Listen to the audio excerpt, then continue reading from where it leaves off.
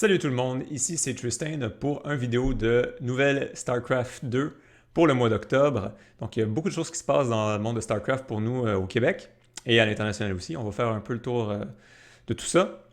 Donc premièrement, la QSL, la sixième édition de la QSL va se dérouler le 26 octobre, donc samedi prochain au eSports Central. Normalement, la QSL, c'est un tournoi qu'on fait une fois ou 2 mois. De StarCraft 2. Normalement, on le fait au Meltdown, mais pour faire changement pour l'édition d'anniversaire, on a décidé de faire quelque chose au eSports Central. Donc, pour participer, il va y avoir un frais d'entrée cette fois-ci. Ça, j'ai pas pu l'éviter avec la place, de 30$. Donc, ça vient donc avec un prix plus grand que ce qu'on a normalement, mais il y a beaucoup d'avantages qui viennent avec ça. La première chose qui me vient à l'esprit quand je pense au eSports Central, ben, c'est que c'est une place qui est beaucoup plus chic, beaucoup plus spacieuse que le Meltdown. Donc déjà ça, c'est quand même le fun, avec 95 PC au total qui sont disponibles. Et il y a des zones de console, des zones de VR, donc réalité virtuelle. Il y a une zone aussi pour ceux qui veulent faire des courses de voiture.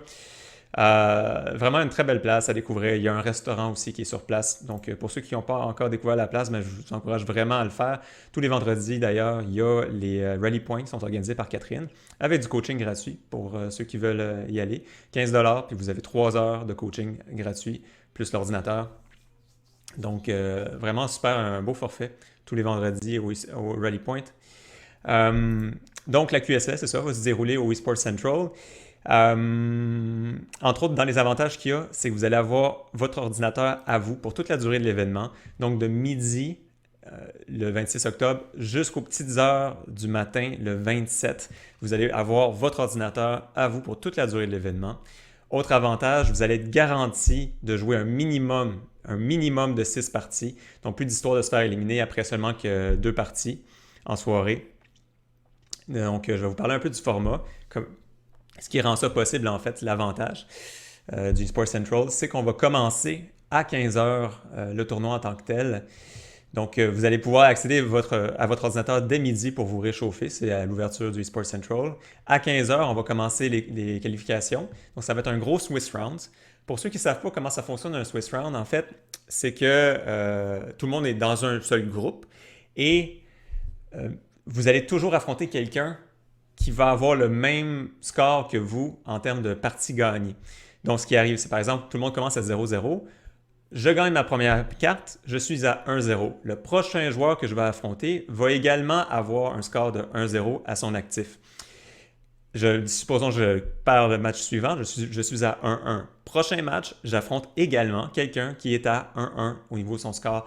Donc, plus ça va, et plus j'ai de chances d'affronter quelqu'un qui est vraiment de mon niveau. Donc ça va nous permettre d'établir un premier qualifier qui va nous permettre d'établir des seedings, donc de placer les joueurs qui vont sortir des 4 rondes de Swiss Round pour les placer soit dans un groupe pro, intermédiaire ou débutant.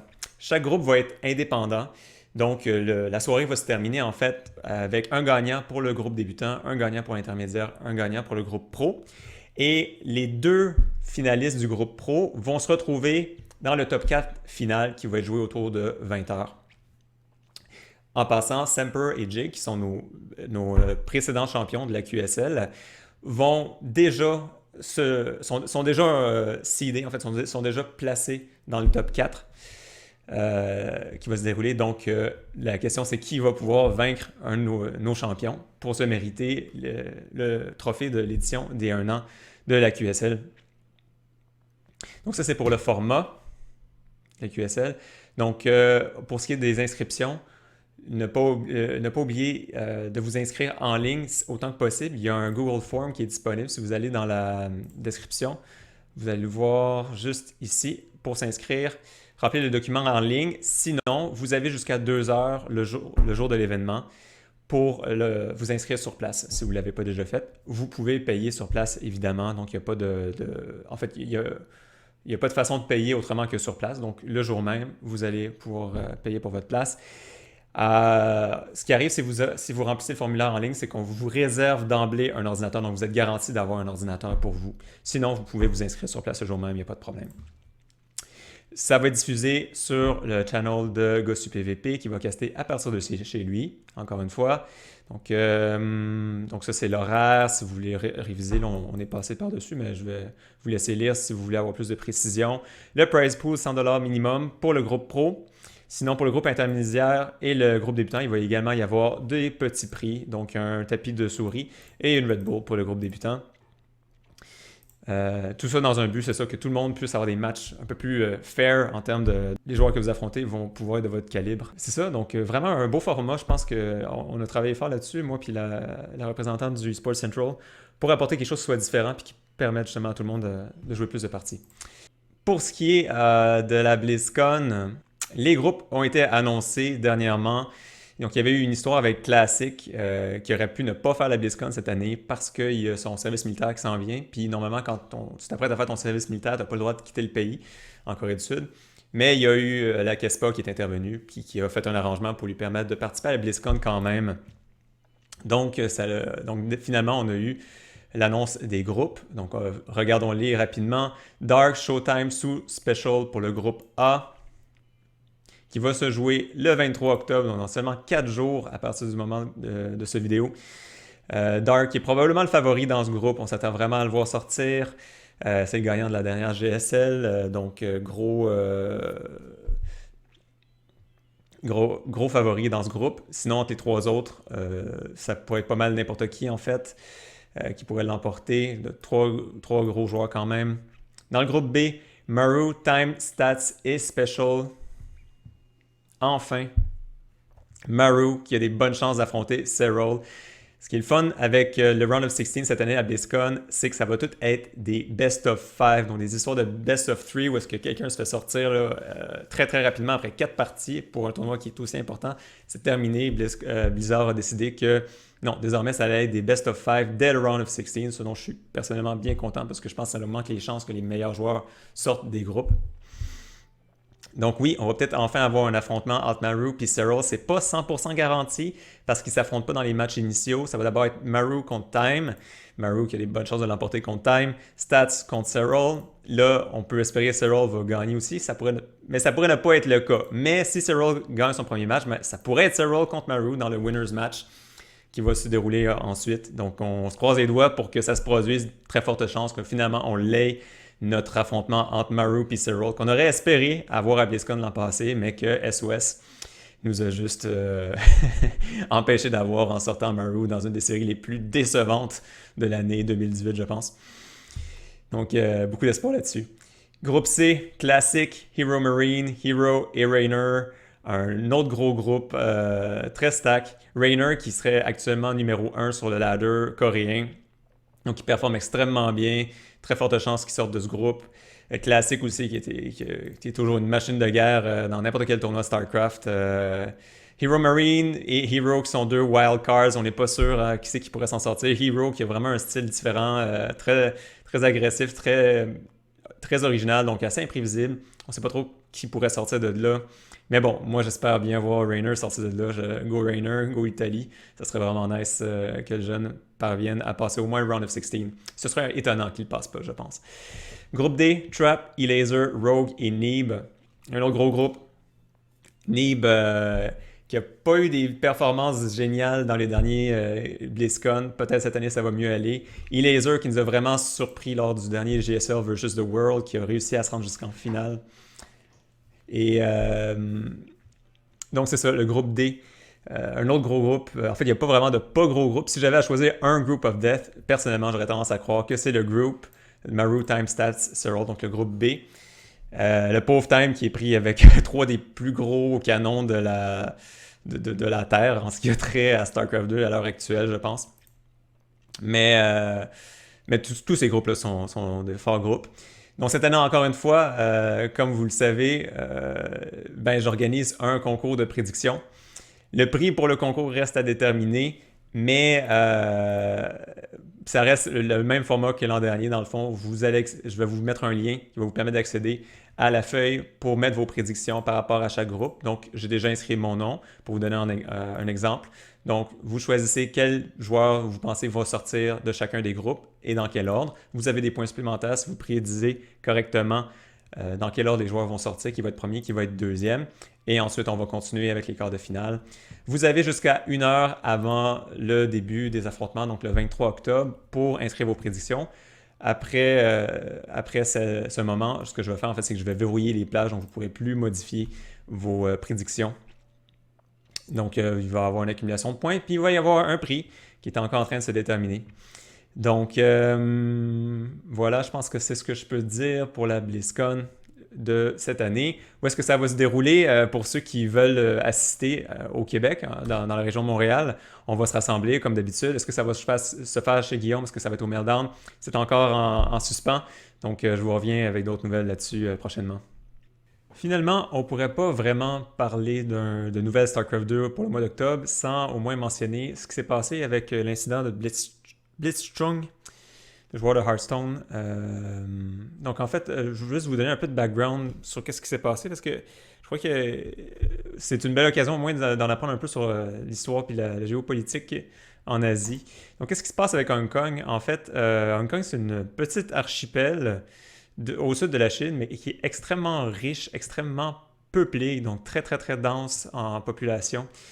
Officiellement, jusqu'en 97, Hong Kong appartenait à l'Empire britannique, donc c'était sous juridiction de l'Empire britannique, mais en 97, il y a un traité qui a échu et Hong Kong a été rétrocédé à la Chine, mais sous condition que Hong Kong allait conserver un statut beaucoup plus autonome que les autres provinces chinoises. Donc, dans les faits, Hong Kong allait être sur papier partie intégrante de la Chine, donc ça allait être une province chinoise, mais avec une autonomie beaucoup plus grande que les autres provinces en matière de gestion, de gouvernance.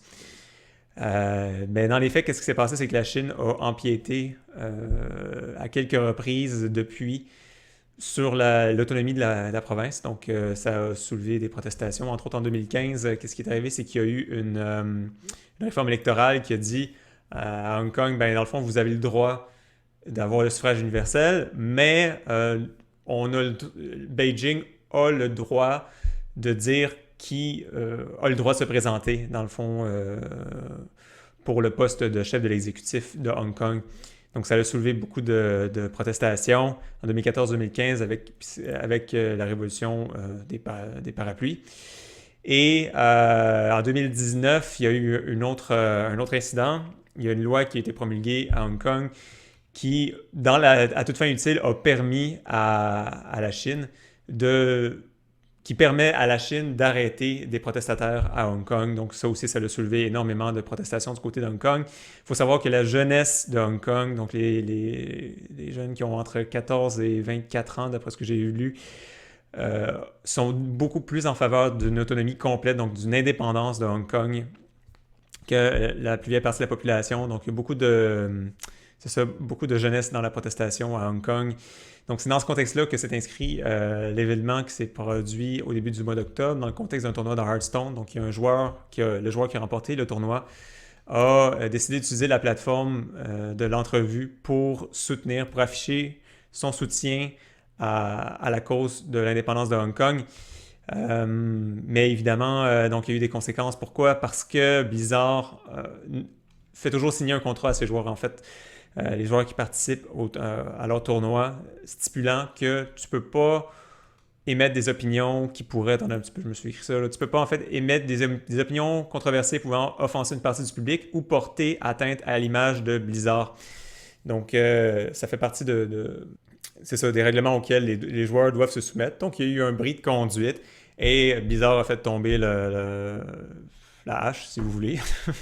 C'est-à-dire qu'elle a appliqué son règlement et elle a donné pour conséquence 1 an d'expulsion du joueur, plus le fait qu'il n'allait pas pouvoir recevoir son prize money. Mais il y a eu une tempête sur les réseaux sociaux contre ça, les gens qui se sont offensés, qu'on porte atteinte comme ça à la liberté d'expression d'un joueur. Donc, Blizzard s'est rétracté en partie. Ce qu'ils ont décidé, c'est qu'ils ont émis un communiqué le 12 octobre disant qu'ils allaient finalement réduire la peine, en fait. Donc, ils l'ont réduit à 6 mois d'expulsion plus la capacité de recevoir le prize money qu'il s'était mérité durant le tournoi. Donc, finalement, ils ont décidé de réduire la peine.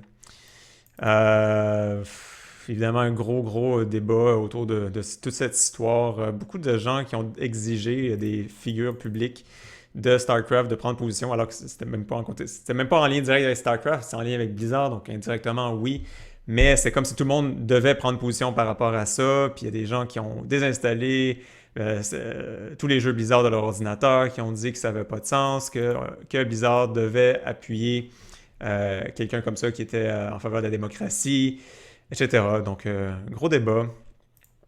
Personnellement, moi, je trouve que on ne devrait pas attendre d'une entreprise de prendre une position politique. Si l'entreprise décide d'être neutre puis demande à ses participants de rester neutres par rapport à la politique, la religion, peu importe, je pense que c'est légitime. Maintenant, il s'agit de voir si les conséquences pour les gens qui brisent les règlements, il s'agit de voir si les conséquences sont mesurées. Donc, ça, c'est une autre partie du débat, évidemment. Donc, ouais, ben c'est ce que moi je voulais vous en dire là, pour faire un recap de ce qui s'est produit en fait. Donc, n'hésitez pas à réagir, à laisser des commentaires.